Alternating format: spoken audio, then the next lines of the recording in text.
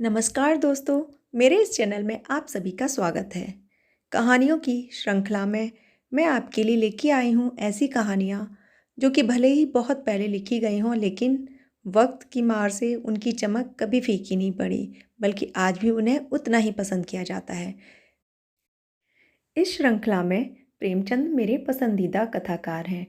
यूँ तो बहुत सारे कथाकार हैं, एक से बढ़कर एक हमारे भारत में जन्मे हैं, लेकिन प्रेमचंद की खास बात यह है कि जो सबसे निचला स्तर या बिल्कुल जो आम जनमानस है, उसकी मनःस्थिति का वर्णन इन्होंने बहुत ही खूबसूरती और सहजता से किया है। तो चलिए शुरू करते हैं हम इनकी कहानी पंच परमेश्वर से। जुम्मन शेख और अलगू चौधरी में गाढ़ी मित्रता थी। साझे में खेती होती थी, कुछ लेन देन में भी साझा था। एक को दूसरे पर अटल विश्वास था।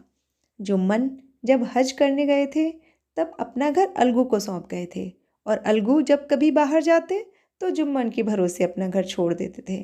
इस मित्रता का जन्म उसी समय हुआ था जब दोनों बालक ही थे, और जुम्मन के पिता जुमराती उन्हें शिक्षा प्रदान करते थे। जुम्मन शेख की एक बूढ़ी खाला थी।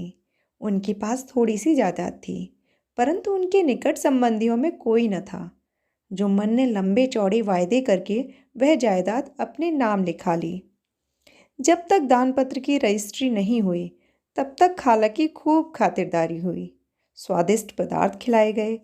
रजिस्ट्री की मुहर लगते ही इस खातिरदारी पर भी मुहर लग गई। जुम्मन की पत्नी करीमन रोटियां देने के साथ कड़वी बातें भी सुनाने लगीं। जुम्मन शेख भी निठुर हो गए। कुछ दिन खाला ने सब सुना और सहा, पर जब ना सहा गया तब जुम्मन से शिकायत की। जुम्मन ने गृह स्वामिनी के प्रबंध में दखल देना उचित न समझा। कुछ दिन तक और यूं ही रो धोकर काम चलता रहा। अंत में एक दिन खाला ने कहा, बेटा, तुम्हारे साथ मेरा निबाह न होगा, तुम मुझे रुपए दे दिया करो, मैं अलग पका खा लूंगी। जुम्मन ने धृष्टता के साथ उत्तर दिया, रुपए क्या यहाँ फलते हैं? खाला बिगड़ गई। उन्होंने पंचायत करने की धमकी दी। जुम्मन बोले, हाँ जरूर पंचायत कर लो, फैसला हो जाए, मुझे भी रात दिन की यह खटपट पसंद नहीं। एक दिन संध्या के समय एक पेड़ के नीचे पंचायत बैठी। जुम्मन शेख ने पहले से ही सारा प्रबंध कर रखा था। पंच लोग बैठ गए तो बूढ़ी खाला ने उनसे विनती की, पंचो, आज 3 साल हुए मैंने अपनी सारी जायदाद अपने भांजे जुम्मन के नाम लिख दी थी। जुम्मन ने रोटी कपड़ा देना कबूल किया था। साल भर तो मैंने रो धोकर इसके साथ काटा, पर अब सहा नहीं जाता। मुझे न पेट की रोटी मिलती है न तन का कपड़ा। मैं बेसहारा हूँ। तुम लोग जो राह निकाल दो उसी राह चलूँ। मैं पंचों की बात सिर माथे चढ़ाऊंगी। सरपंच किसे बनाया जाए, इस प्रश्न पर जुम्मन शेख और खाला जान में कुछ कहा सुनी हो गई। अंत में खाला बोली, बेटा, पंच न किसी के दोस्त होते हैं न किसी के दुश्मन। तुम्हारा किसी पर विश्वास न हो तो जाने दो। अलगू चौधरी को तो मानते हो, लो मैं उन्हीं को सरपंच मानती हूँ। जुम्मन शेख आनंद से फूल उठे, परंतु मन के भावों को छिपाकर बोले, चलो अलगू चौधरी ही सही। अलगू चौधरी सरपंच हुए। उन्होंने कहा, शेख जुम्मन, हम तुम पुराने दोस्त हैं, मगर इस समय तुम और बूढ़ी खाला दोनों हमारी निगाह में बराबर हो। जुम्मन ने कहा, खुदा गवाह है, आज तक मैंने खाला जान को कोई तकलीफ नहीं दी। अलगू चौधरी ने जुम्मन से जिरह शुरू की। जुम्मन चकित थे कि अलगू को हो क्या गया है। अभी तक तो ये मेरे साथ बैठे थे, अब इतने प्रश्न मुझसे क्यों पूछते हो? जुम्मन यह सब सोच ही रहे थे कि अलगू ने फैसला सुनाया। जुम्मन शेख, पंचों ने इस मामले पर विचार किया। उन्हें यह उचित मालूम होता है कि खाला जान को माहवार खर्च दिया जाए।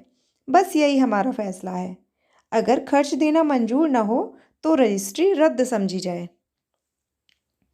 फैसला सुनते ही जुम्मन सन्नाटे में आ गए। अलगू के फैसले की सभी लोग प्रशंसा कर रहे थे, पर इस फैसले ने अलगू और जुम्मन की दोस्ती की जड़ हिला दी। जुम्मन को यह फैसला आठों पैर खटकने लगा। वे इस ताक में थे कि किसी तरह अलगू से बदला लेने का अवसर मिले। ऐसा सो अवसर जल्द ही जुम्मन के हाथ आया। अलगू चौधरी बटेसर से बैलों की एक बहुत अच्छी जोड़ी मोल लाए थे। दैवयोग से जुम्मन की पंचायत के 1 महीने बाद इस जोड़ी का एक बैल मर गया। अब अकेला बैल किस काम का। गांव में समझू साहू थे। उन्होंने 1 महीने में दाम चुकाने का वादा करके चौधरी से बैल खरीद लिया। समझू साहू ने नया बैल पाया तो लगे रगेदने, न चारे की फिक्र न पानी की। वह दिन में 3-3 4-4 खेपें करने लगे। एक दिन साहू जी ने दूना बोझ लाद दिया। बैल ने जोर लगाया, पर वह आधे रास्ते में ही गिर पड़ा। ऐसा गिरा कि फिर ना उठा। इस घटना को कई महीने बीत गए। अलगू जब बैल का दाम मांगते, तब साहू सहुआइन दोनों ही झल्ला उठते। कहते, मुर्दा बैल दिया था, उस पर दाम मांगने चले हैं। इसी तरह कई बार झगड़े हुए, पर साहू जी ने बैल का दाम न चुकाया।